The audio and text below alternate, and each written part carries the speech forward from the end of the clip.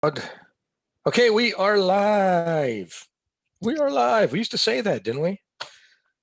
Hey, Yeah. this is Mark Wriggle. I'm with John Lavinia, Success Mastermind. Today is March 4th, 2021. Man, we're already in the third month of the year, working towards being what, a quarter of the way through the 25% mark. So here we are. And who do we have with us today? I see Gail, Sonia, David, Kim, John, and Carl. Jody's here from Florida. Daisy from SoCal. Adrian, how's the Caribbean treating you? Evie's here. Suzanne with the unfrozen lake. I thought you'd definitely have a frozen lake up where you were at, Suzanne, but I guess not. Linda and Bill, Cyril, Evelyn from Central Cal. We have three of us from California here. I don't know. When are we all going to move out of California, right, ladies? Toba, Therese, Allison, and there may be some stragglers. Yeah, there comes Mandy. So we'll just, I'm going to kick things off here. As I was kind of mentioning to start with just a few of the people that were on here initially, I was kicking around last night to really get to the kind of the 11th hour, and I was just, what am I going to talk about? I got all these things that I love to talk about, but really what kind of makes sense? And with what was going on through the week and some of I thought maybe I should try to keep a little bit with the theme and, of change and, and baggage and equilibrium and all these kind of things that we batted around through the week.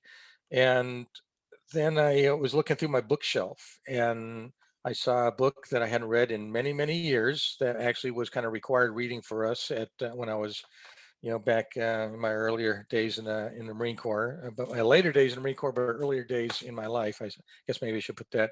And so what I did, and I'm the messenger, so I'm just gonna, here's the book that I'm pulling from in case anybody wants to know, and I'll show it to you here as soon as I put the PowerPoint up. I actually worked with a little bit with Krulak, who does the forward on this, General Krulak. I never met David Friedman, who is the author of the book, but actually there are some names in this book of people that I sat right next to in some of the stuff that went on during the course of the time that this book was written, which I kind of found sort of interesting. I was just one of those staff pukes, sitting on the side and, and just participating. But no, I wasn't popular enough to, or big enough to make the book, but I was there churning the wheel and making things happen. And that's kind of part of this discussion today as well. So where are we going to go here? I'm going to pull up my PowerPoint like I usually do. And let me kick things off. Let me go to my share screen. Share, here we go. And I'll do that. So the name of the book is Core Business. It's and I am making sure that I'm acknowledging who it is that I was pulling information from. And I actually, it's kind of, I'm surprised that I haven't read this book more often because as I get into some of the book and towards the end of this presentation, um, I'll comment a little bit to some things that certainly were very directly affected to me earlier on at the very beginnings of my career that I'd like to share. Kind of interesting. Um, Also, this book has 30 management principles. We're not covering all of them today. We're going to do 10 at a time. So that's why I put there a series of sessions. So 2 weeks from now, 2 weeks from then, we'll do A, B, and C.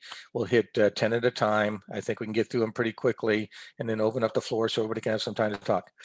The reason that you see that picture on the left side of the screen, that was something that I participated in 1997, with actually, which is discussed in this book. And that's another reason that I actually kind of enjoyed a part of this book, really, because it was something that I actually was involved intimately from its beginning, through that first process. And the warfighting lab, what's called the Commandant's Warfighting Lab, Hunter Warrior was the first of um, three different exercises. And for anybody who doesn't understand what the Commandant's Warfighting Lab was, and continues to be, or remnants of it.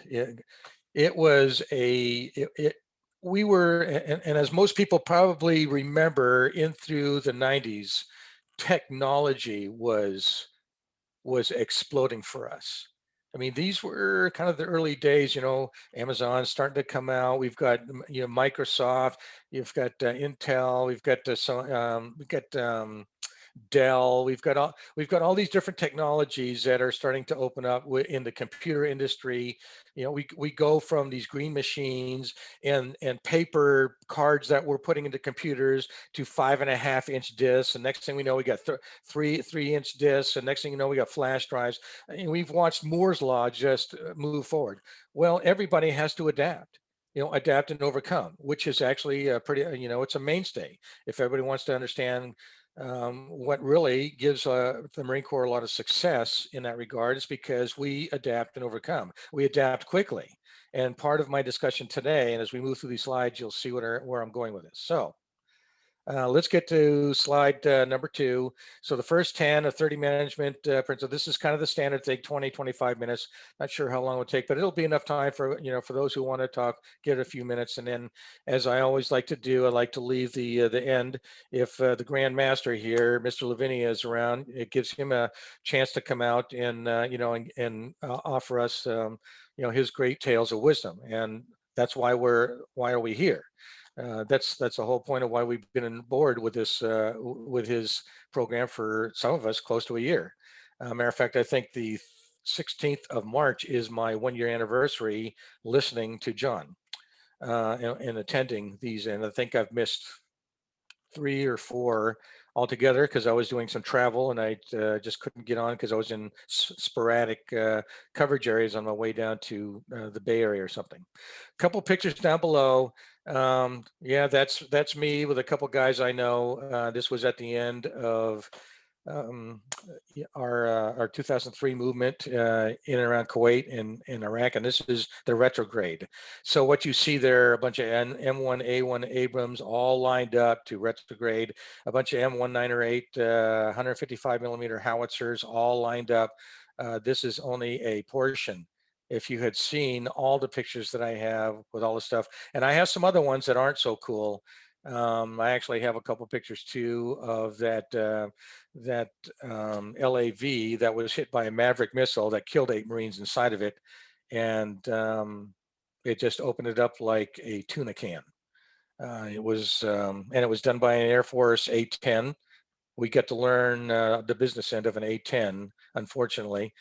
So that's fog of war. That's just the nature of the beast sometimes, and it's not. I'm not certainly not advocating, but hey, when things are moving very quickly, as in business and other things, we make mistakes, and this happens. So let's talk about the list. Just briefly, 5 and 5, aim for the 70% solution, find the essence, build a capability-based organization, orient towards speed and complexity, organize according to the rule of 3.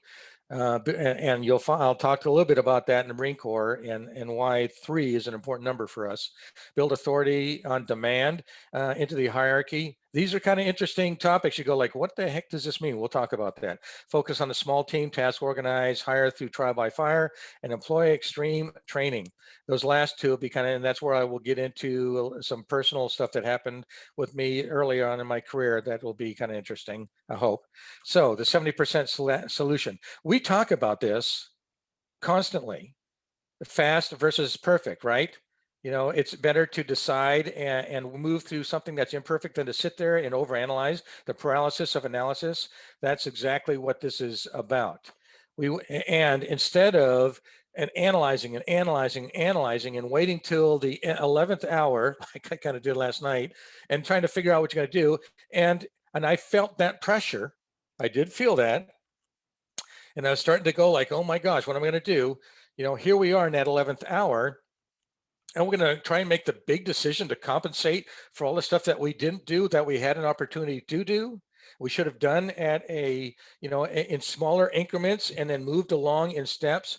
And just like in Adrian, just like in flying, right? Most accidents in aviation, if not virtually all of them, at least when they are pilot error or involved in that environment, are associated with an incrementalization of events that happen, bad events or miscues or mistakes, until we get to the point where there's one major failure, and that's what causes that. Well, at least if we're in a point where we're making these smaller, more frequent decisions, we are we can adjust as those go. If we make a decision it's not quite right, it's easier to adjust earlier on than wait for the big hoorah at the end, and then you're holding the bag going, oh my gosh, now what are we going to do?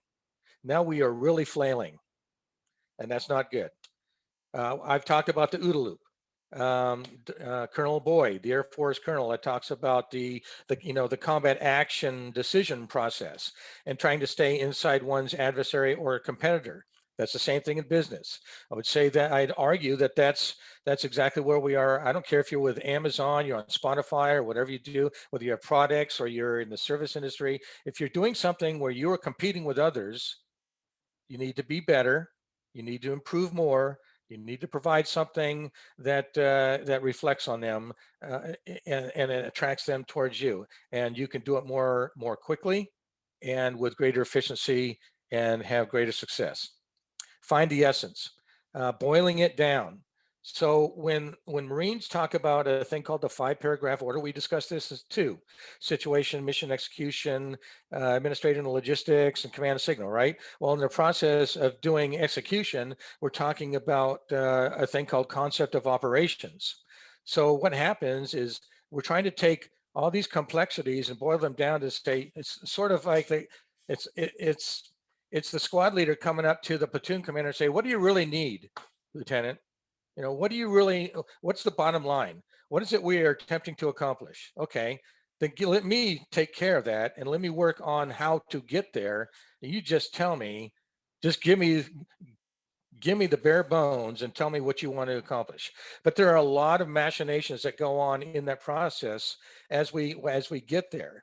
And in that process, and if you'll notice my last point, dissent in particularly, there you must have open communication with people, so somebody has to say, well, I don't want all yes men. I want somebody to go up there, are you sure this makes sense? Why are we doing this? If we do this, doesn't this mean that that's a possibility? Oh yeah, hadn't thought about that. That's why we have all these brains. That's why we have the mastermind group, because we can sit here together and we can use all this brain power, all this energy of the universe that we have to come together, and it works together in lockstep and just makes it, at the end, it's a better plan. It's a better way to move forward. That's the whole point. Anybody who's played a telephone game, you know how it is. You're talking to somebody's ear. This is the exact phrase I want you to say. By the time it gets down, 16 people, you said, like, I didn't even say anything remotely close to that. So everybody has their own way of saying things.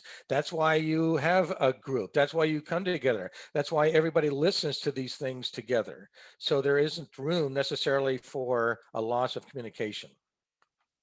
Capability-based mission. The Marine Corps spent a lot of time, as many organizations in the past, doing what, we had the Cold War, right? We have all these things, and we react to what the consumer wants or what's going on in the industry. Sometimes we need to look at, and we need to get a little more centric and look in and of ourselves, and what is it that we are capable of? What do we need to improve? Again, isn't that the whole essence of the JLSM environment? The impression of increase. This is where we're supposed to be going, right? We're supposed to be looking at places in the future, moving towards goals, moving towards milestones that bring us closer to where we want to go, improving upon what we did the day before. Each and every day we get better and better, right? That's the whole point of this. So as we increase competencies and we increase the proficiency in which we do these competencies, we actually end up being more to more people, and it gets easier for us to do this. Again, Adrian probably understands this quite well. I know in aviation, the more we study, the more we learn, the more we have an understanding of the emergency procedures that we go through, the funner flying actually becomes. instead of just being kind of a job, or we're always tense because we have to worry about what might happen. What if, what if, what if? Well, if you get to the point where you can really have fluidity and move with the flow, then it becomes actually becomes more fun, and it's easier. It's not as stressful. Speed and complexity, accomplishing multiple simultaneous tasks. Again, it's how many irons do I have in the fire? You'd like to kind of minimize those so you don't, what is it, if you chase two rabbits, you catch neither one, kind of thing. But if you can get good at multitasking and having multiple things going on and coordinate with your schedule and others, and get better at that, become more proficient, it gets easier. And if you can work with more and more complex issues, you're just, again, you're improving. It's an improvement upon oneself to be able to do these kind of things. And it's not that we don't have issues that are in front of us. We're continually bombarded daily, hourly, every minute. I mean, all day long. We have these question marks, right? The ambiguities, lack of information. It's up to us to go out and find this information and to find it. What is it? A plan's only good to the point of execution. And then once execution starts, once line of departure is passed, now you're on the clock, things are working, and you must adapt and you must be able to move through this and work on the fly. If you get used to doing this, it becomes easier and easier. So the rule of three. In the Marine Corps, we, on the ground side of the house, we have a fire team leader. And he is in charge of 3 other people in that fire team. There are 4 people in total. At the squad level, the squad leader has 3 fire teams of 4 people each. At the platoon level, the platoon commander and the platoon sergeant have 3 squads. At the company level, the company commander has 3 platoons. So you can see where this goes. This is how this works. Now, of course, once we get up to like division level assets and that sort of thing, heck, when I was the division inspector general in 2005, just before I retired out of Camp Pendleton, I had 27 battalions to inspect and work with, and a corps of about 35 staff NCOs and young officers and warrant officers to go around and inspect these guys and make sure they were up and ready to go. And that included their families, etc. So, I mean, the behemoth grows, okay? But the rule of three, the thing about having something that small, it's more manageable. And if you attempt to work in an environment where you can work with just 3 things, I don't know, if you've got 8 or 9 things, okay, maybe you can take of those 8 or 9 or a dozen things. Eat, what do we, what is it about? What's the book? Eat the Frog. Figure out, prioritize, and figure out what you want to go after first, second, third, and then go to the next 3. So little bites at a time, eating the elephant 1 bite at a time, kind of thing. Authority on demand. All the plans in the world don't necessarily, of course, if you fail to plan to fail, but you must have some planning. And of course, if you don't have any kind of plan, then you're really, flailing along as you attempt to do anything. The idea of authority on demand is that we are in our organization, in the Marine Corps, with the stuff that we did, working in a tactical environment, it's very fluid. It's also very fluid. Most of us in this venue, I suspect, we maybe with Amazon, and we work with 1 or 2 or 3 or 10, how many products we have. They're at varying stages along the way. We may even have our own websites. We may be in other channels of income in e-commerce and IM. So we have these multiple venues, so to speak, or multiple directions. The idea, at least to take this, if you've got other people too, is pushing responsibility down. It's getting it to the lowest level possible and understanding that sometimes circumstances are such that although orders or direction or a plan that has been put in place that has an expectation of being managed and handled in that particular way, Well, circumstances have changed that don't really allow that. Now, the ultimate mission or the ultimate milestone or goal that we may be heading to is okay.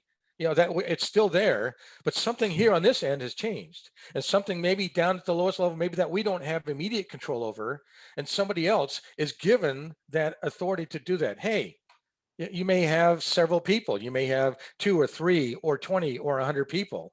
I understand that in the absence of authority, in the absence of a decision maker at a particular level that need to have this, and with a pending milestone in front of me that says I need to complete this right now, there is an expectation that this is going to happen at this particular time.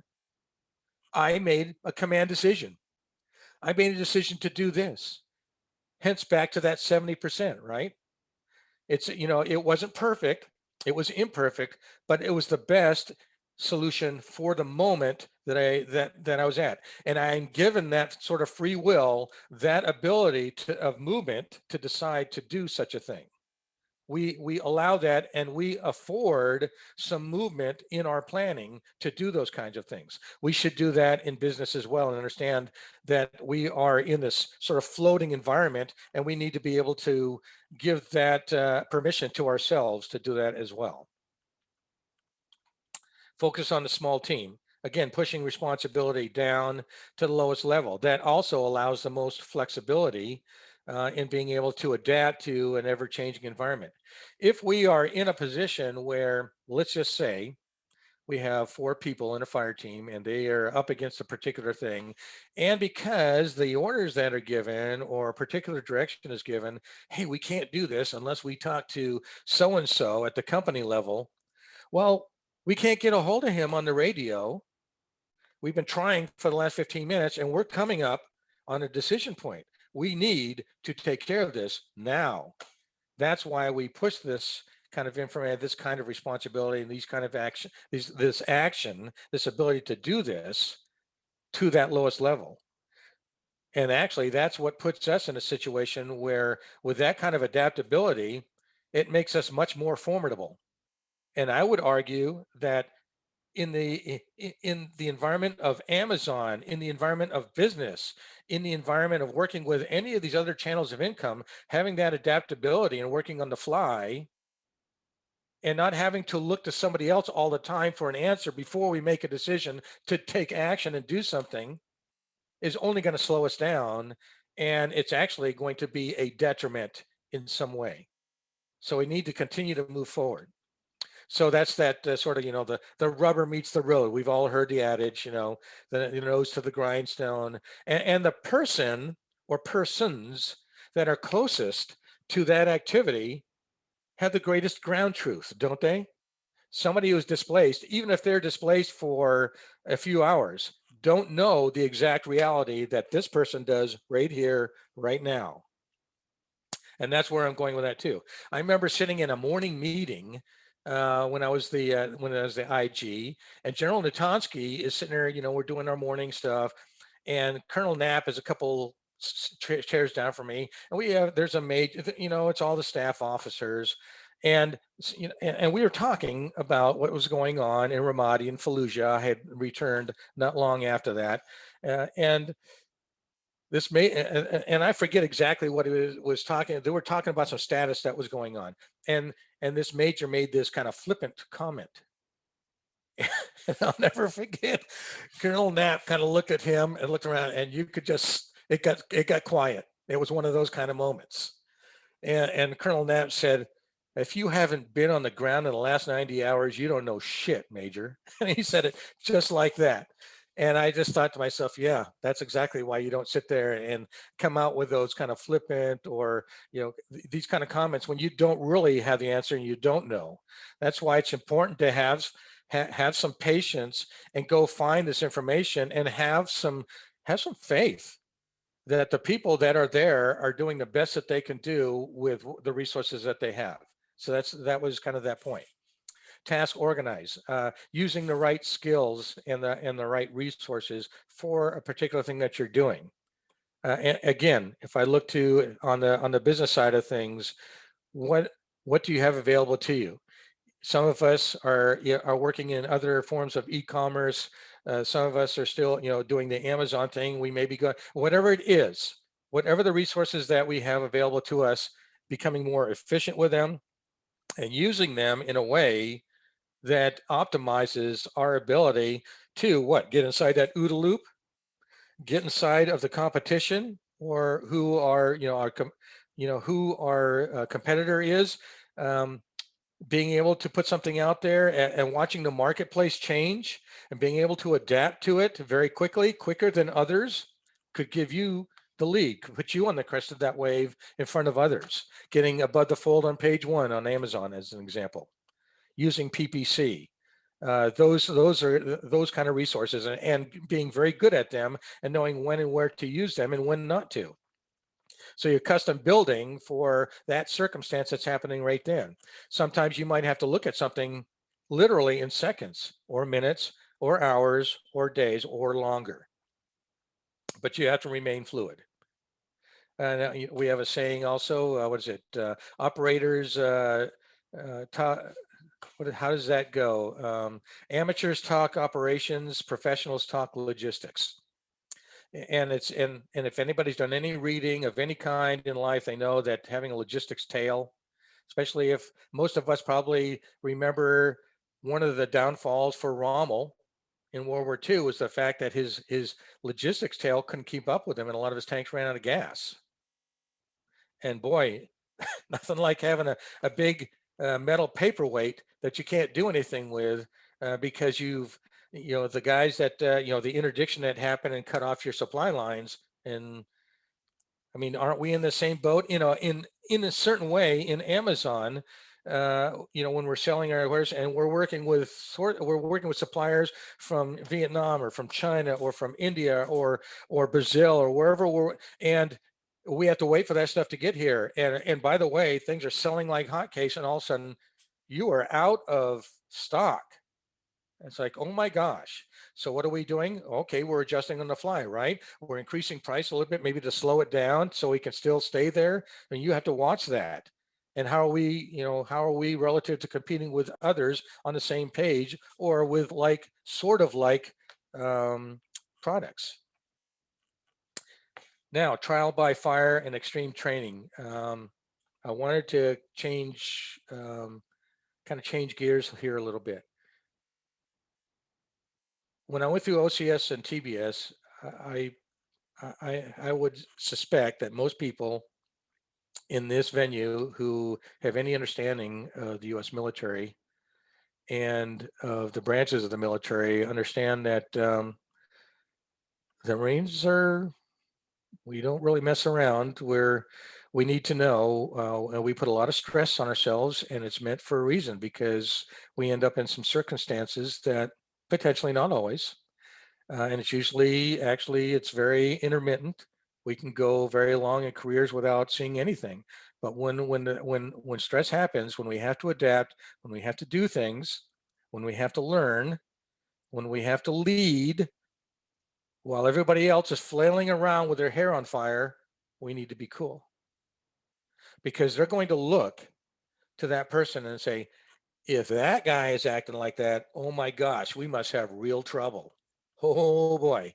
And what did that just do to the whole mindset of everybody? We talk about mindset here. The whole point of the JLSM, right, is mindset, and bringing mindset and like minds and bringing that energy together to maximize that for all of us. Okay. Well, in this environment, OCS is a test. It's like a job interview. In a way, it's a very tough job interview, and they don't mess around. If you can't hack it, you're done. You're gone. And why? Because what is the ultimate aspect of this? It's not just going out and exercising political might of the country. We go around and we help people in the world too. We do humanitarian assistance and disaster relief. And while people that are in those environments, and let's go to that direction instead of going towards the combat environment, let's go towards what we call HADR, HADR, HA/DR, humanitarian assistance, disaster relief. In that environment, people have just have just experienced a humongous disaster. Their homes are gone. People have died. They don't have any food. They don't have any shelter. They're cold or they're hot and they're scared. Frankly, they're not really humans anymore. They're animals because they are in a survival mode. And we're going in to try to alleviate some of that and improve upon that. So who needs to keep their heads about themselves and look to the things that are going on and do everything they can to improve upon it and be able to be fluid and adapt and adjust and help and bring along and lead. That's part of what we do as well. So when I look to a place like OCS, there's a lot more to somebody, officer candidate school, there's a lot more to that either 2 week, that 2 times 6 week session or the 10-week combined session, which is what I went to. In that session, we have a thing called the leadership reaction course. And in the slide after this, you'll kind of get an idea with it. But this is, and I have mentioned this before too, these are these little sort of tests about how to get across a particular boundary, or it's a certain kind of practical problem, and there are things that are colored red, and there's certain materials that you use, and even though it's really trying to accomplish that, what what those that are evaluating us are really after is character. What they're really trying to find out is this guy an idiot? Is this guy got to keep his head about himself or her? And by the way, for the ladies out there, the women go through this too. We don't cut a break for women Marines. Sorry, you either step up and you hack it or you don't. And for obvious reasons. So you go through all the same training that all the men do, and there ain't special favors here. Okay, so you're stepping up, and everybody's in a level playing field. So this is what we're going through, and that's the whole idea. You got these guys sitting on the outside. How is this leader? And everybody gets a chance in this little fire team or in a squad. Everybody gets these chances. And we go run a few miles and come back. And it's eventually and incrementally getting tougher and tougher and tougher over a course of about 36 hours, no sleep. So so tempers start to flare. So if you're towards the end of that session, things get a little bit more aggravated. There's a little more agitation, and it's done purposely. So we can see it. And it's not just the leader who's of this fire team or the squad that's kind of doing this stuff.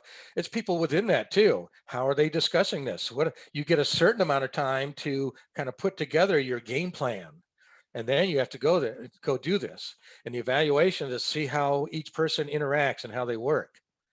And actually some of these problems that are in these little channels or these little quadrants are not they're like what is it, Glenn? The Kobe Murashu, the big thing that Star Trek that it goes through it. It's the unwinnable condition. It's that kind of thing. Some of these aren't meant for you to be able to accomplish. They're meant for you to be evaluated to see where you're at. And by the way, if you've kind of been one of those people and that's why I put this comment here, what goes around comes around. It's the whole kind of karma thing. If you haven't attempted to try and be a good leader and learn and understand and gain knowledge and increase your ability to help others and work within the group, it comes time for this kind of event. And I've seen it. I'll witness this. There'll be some people that might not give their 100% when a certain person gets up there.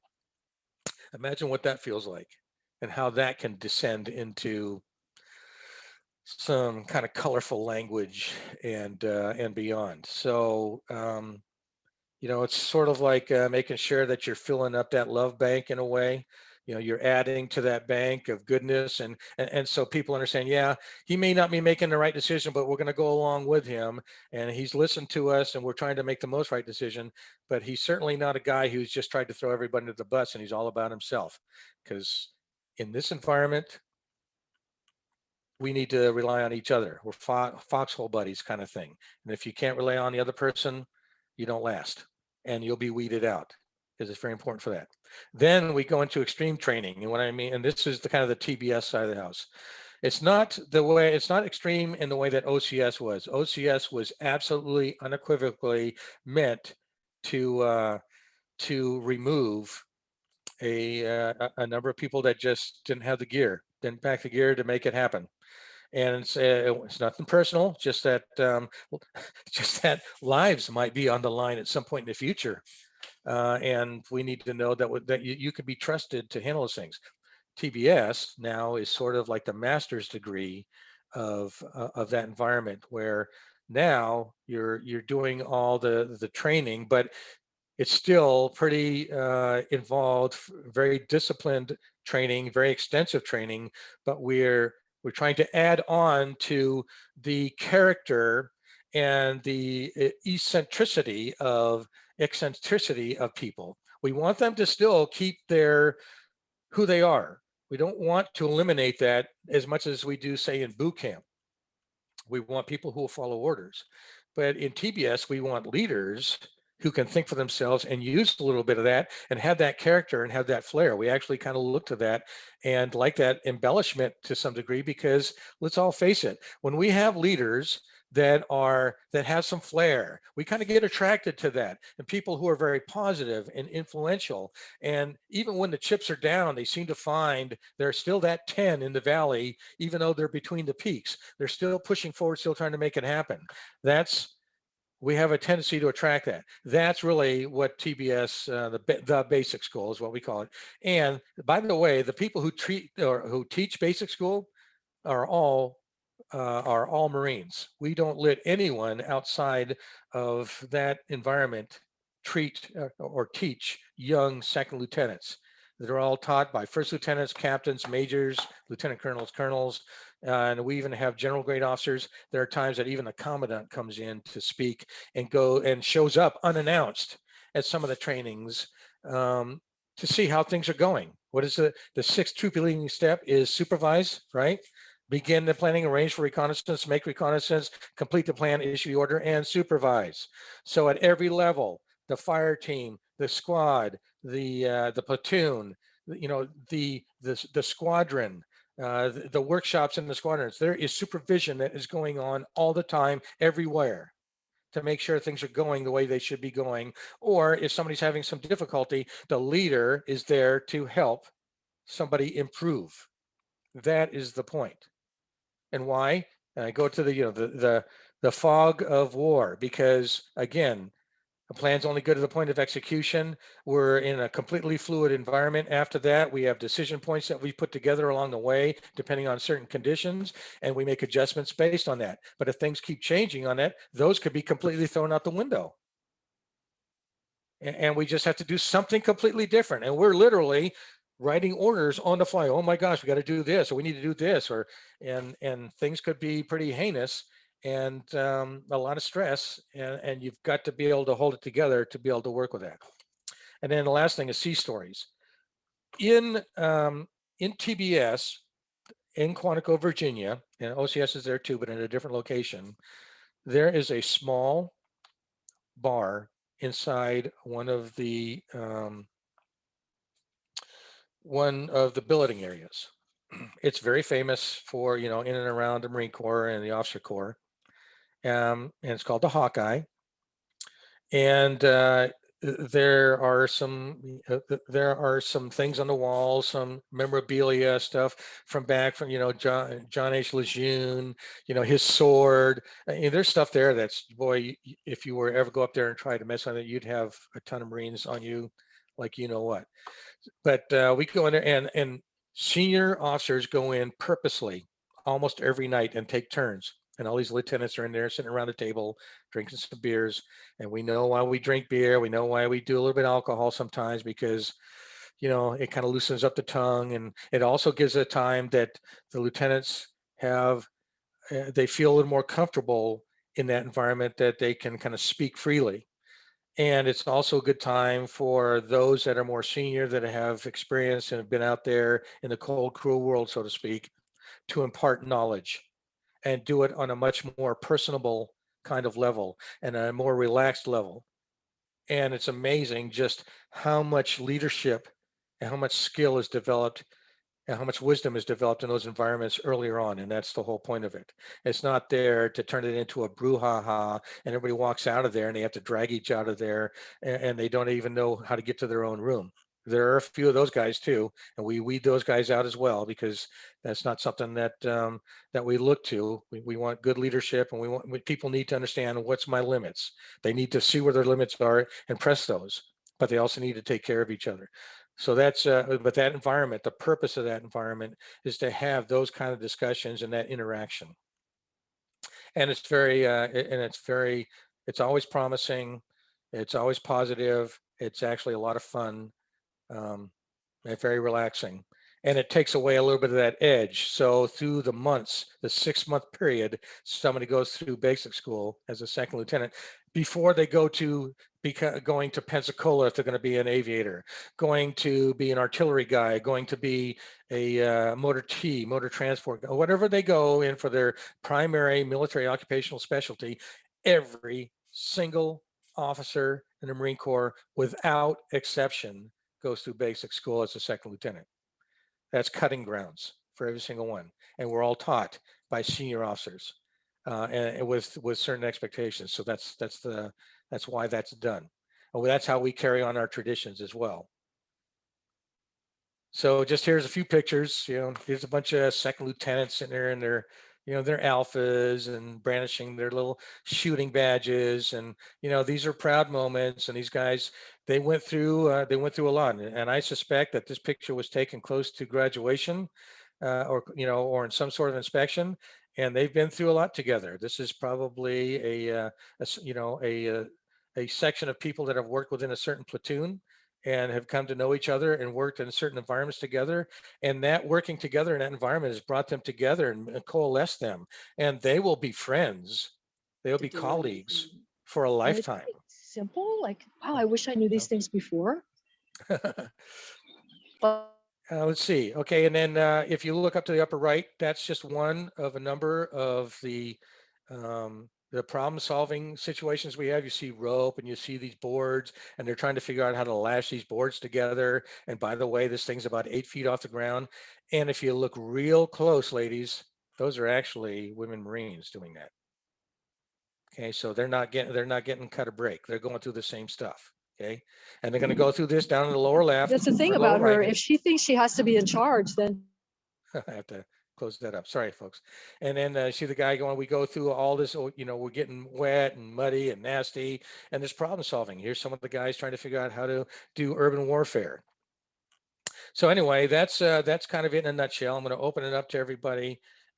There are 20 more to go, and in 2 weeks I'll get to the next 10, and then 2 weeks beyond that I'll go to the 10 after that. And then after that, what we can do, I was thinking we could take these and maybe we could do a little problem solving of some sort online. I haven't really thought about how I would go about that yet, so I'll have to put a little bit of that. And if anybody's got some thoughts, we can talk offline, do a sidebar somehow. Maybe we can put something together and have a little fun with all of this, and see if there's just again, using the Success Mastermind environment, breaking up maybe even into teams, and see if there's something that we can, and who can, and then I thought it might be kind of fun to do that using some of these principles and see if there's something that we can come up with, and see each one of these teams who comes up with different ways to approach certain things, and to see how the mind thinks, or how these groups coalesce with one another to make something happen. So just food for thought. Don't know that I haven't said, yes, we have to do that. I'm just putting that out there as a piece of brainstorming in case anybody has some thoughts. You can throw it around and chew on it and see what you think. With that, I'd like to open up the floor. If anybody wants to come out, if you just basic, comments, if you get some thoughts about what I've talked about, if you thought it was worthwhile, or if it's, I know we're here at a quarter of the hour, so talk fast, right? All right. Bill, come on out, Bill. Mark, that was superb. Not only a potted history of the Marines, but I feel like I was there with you going through that. I think, like anything, it's difficult for people that haven't gone through that sort of thing to understand the wheres and why fors of some of the reasons, that some of the things that we have to go through to achieve the end goal. It may sound very silly and very dramatic to some people, but it all develops into the right result. And I think that's the sort of thing that needs to be applied to our lives, never mind anything else. Sometimes the more you go through, the better you become. And it is the challenges that we face that make us the person we are. And you've explained that tremendously today. And I'd just like to say thanks, because you're pretty high up in my estimation as it is, Mark, but you're getting higher every day. So thank you very much. Thanks, Bill. Appreciate that. And to everybody, I got a little long-winded here. I guess I went 45 minutes. Sorry, that was twice the length of time I probably should have gone, but that's on me. And I appreciate that you're patient enough to just kind of get through this with me. And here you go. Hey, Gail, I'll get out of the way. Come on out. I think you're still on mute, Gail. There you go. Hi, Mark. Thank you very much for that. You always bring so many things from your training and work in the military. And I always knew that the Marines were really tough. But every time you come and you do a presentation, it just deepens my admiration for you and for anyone in the Marines. And I also like the fact, as you were presenting today, you were talking and comparing certain things with our e-commerce business or whatever businesses we're in. So I just wanted to say thank you. Thank you, Gail. And that's for everyone. I'm reflecting on the things that I know in my past and what I did. But this is our reality now. We're in JLSM. We're doing e-commerce. We're doing Amazon. We are in business and trying to move some of that in that direction and find ways that those work together. And personally, I think the vast majority of things that I talk about and the experiences I've had have a direct correlation to business. Speed, resource, flexibility, adaptation, milestones, goals, setting up the future, doing plans. I mean, all these kind of things we're already doing. We did this in our past, and this is what we're doing here. Having a good mindset, training ourselves to have certain thought processes, and continually trying to improve and increase our abilities and create greater efficiency for ourselves and for our business, et cetera, et cetera, et cetera. I mean, it just all makes sense to me. I think there's a direct and parallel correlation to all of it. Yeah. Hey, Jody, come on out, Jody. Hello. Saw your hand up Thank there. you, Mark. That was Sure. great. Not just that insight of you and your history and seeing the photographs, which is super fun. But I don't think a lot of people, unless you have somebody very close to you that's in the military or was in the military or went through military school, you don't realize it's not just, woo, go into the recruiting office and sign your name and show your birth certificate. Oh, I get to go to boot camp for 30 days and get fit. And oh, this is how you use a weapon, and now go to marksman school. There's so much training that happens in all the branches of the service on all levels. And I've worked with so many vets, and there's just that layer that people don't even know about that they've accomplished. It's kind of like when people say, oh, you have to go to college, not because you need that degree, but to show that you can be educated. And going through the service and sticking with it, especially those that work their way up like yourself and retire, it's people have no idea how tough it is. It really is tough. So thank you for sharing that part with those of us, or some of us that may not have that insight. So, and everything's applicable. And I remember some of these vets saying to me, these kids went in as kids and that came from horrible home lives and learned to be men and now women. So, and by the way, a woman Marine, isn't she just a Marine? Not She's a a Marine. woman. That's right. Yeah. Yeah. Well, you, And we you used to said we call got them, women Marine. yeah, we used to have other names from, many, many, many years ago, and I am sure they had their names for us. So that, yeah, Great. there's, But yeah, there's an thank you, it was good. expectation because we're all in that boat and we're all leading Marines. I need to be And depended upon by yeah, everybody. Yeah. and in case Thank anybody you. does not realize, now there seems to be and I want to say that this is happening as we speak. San Diego, which has typically been exclusive for male Marines, they're opening up San Diego to women platoons in the Marine, going through boot camp in San Diego as well. So this is adaptation, right? This is moving forward. This is looking at the new environments, the cultural environments that we're dealing with today, the being able to adapt and overcome and participate and continually be at the crest of the waves, so to speak. So um, and we're not any different. Bill, I see your hand up again. Yeah, Mark, I was just coming in on what Jody said there was pretty applicable. There's an ad campaign running at the minute in the UK for the Royal Navy, and it has a young guy, shows him in his working at a butcher's shop, basically, and then progresses I'm not obviously in the sure. Navy. Actually, I've only been out there kind of, but I didn't actually go in deep. I think it's pretty wild back there though. Sorry about that. Let me. All go right, Evelyn's on another planet. But the last line of the ad is the young fella's basically saying, I was born in Newcastle, but I was made in the Navy. So, I mean, and that's clearly what I think what Jody was hinting at there. That's where the guys go in as boys and come out as men. Thank So you, Bill. Gail? I saw your hand up again there, Gail, so I'm just reaching out. I just wanted to say, you apologize for going over the time that you intended, but I don't think any of us minded that. I don't know how you would have been able to shorten that and still make the presentation as interesting as it was and go topic by topic. So it's okay. I guess on my side, I learned that I need to be better time manager, right? So That's give not people more always time. easy. Yeah, and the one thing I'd like to also mention, I know I reflect on the military and the Marines because of my background, but like all things, everybody, we have sore spots. We have our 10 percenters. Not everybody makes the grade.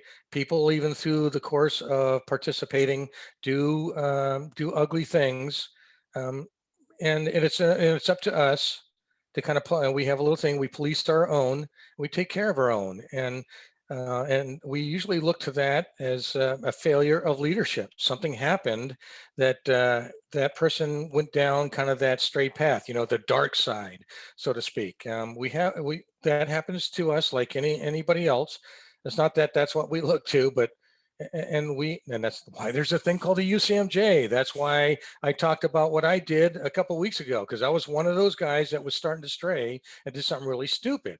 But but there can be recovery, there can be improvement, there can be a turnaround. We talk about this here in the JLSM environment too. What the damaging admissions, Glenn? I mean, this kind of stuff. I mean, it's all part and parcel of learning, failing, getting up, and learning some more and improving.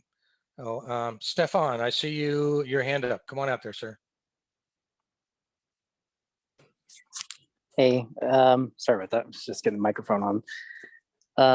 No, I really appreciate the talk you gave. I haven't had I wasn't in the military, but I got to do a lot of volunteer work with like the honor flight, and thank you. Just thanks.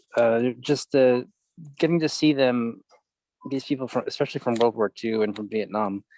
Like the one guy in particular, like he was on the tour, was standing right next to the wall where his platoon was etched into the wall. And it just like to be able to like see what they went through, it kind of reminded me a lot of that. So thank you. That was very inspiring. Thank you, Stefan. Yeah, we actually have had a couple honor flights out of this area in Humboldt County, and some of these guys, there were, like you say, World War II, Korea, Vietnam. Yep. one guy in particular who's still with us, who is 95, Cliff Moon, who actually landed on Saipan. Wow. Yeah, so he was in the Pacific Campaign with the Marines, and he is still a card. He's still just full of vim and vigor, and you can definitely tell when we go to lunch or get together with him. He's a ball of fun. Oh yeah, And these guys are great because they had all the women in DC. They were dressed up like in the old 1940s outfits, and like with the big red lipstick. And they had Yeah. actually Buzz Aldrin was actually greeting them at the entrance. Wow, He was literally like, "Hi, Buzz Aldrin, been to the moon. Buzz Aldrin, Yeah. been to the moon." To every single person. And but it was really cool to see. Like there were some old brothers there. From one went into World War II, one went into Korea because he was too young, and they both got linked up in their unit afterwards. And just like they're like practical jokers in wheelchairs. It was great. Oh. So, Thank you, sir. anyways, yep. You bet. Hey, those are great experiences. It's just a few minutes before the top of the hour, about 5 minutes ahead. I don't see any other hands, and I do not see Mr. Lavinia. He may have another commitment because that guy is one busy guy, as we all know. So I'd like to reserve a little bit of time for him. That's fine. I'll probably be seeing him sometime shortly. If anybody else has anything, jump out here. If not, thank you very much. And the one thing I will say that I have not been saying is going to, what do we have late today? Immediately following this, we have the hospitality suite, which, correct me if I'm wrong, I think the hospitality suite is pretty much a 24/7, 365, and unless it's preempted by the general session, or for example, the yoga and relaxation session today from 3:30 to 4:30 Eastern time with Nancy, those kind of things, and then brand building tonight with Shannon at 5 p.m. Pacific, 8 p.m. Eastern. Outside of those, the hospitality suite is supposed to be open, heck, all hours of the day. It's a 24/7, 365 venue, except for those kind of priorities where you actually have facilitators. So for just offering that up. And tomorrow morning is Friday, so I suspect that Mr. Lavinia will be back in charge of the Friday mornings. And I don't know if anybody's getting dressed up. I think, isn't it the first Friday of the month? Is that what we're doing, Bill? Are we going to start playing that game? And sporting ourselves a little bit like we did the last time, so in case you're feeling it, guys and gals, maybe we could do that, but that's up to you. Not putting that out there like that's a requirement. All right, everybody take care. Have a wonderful day.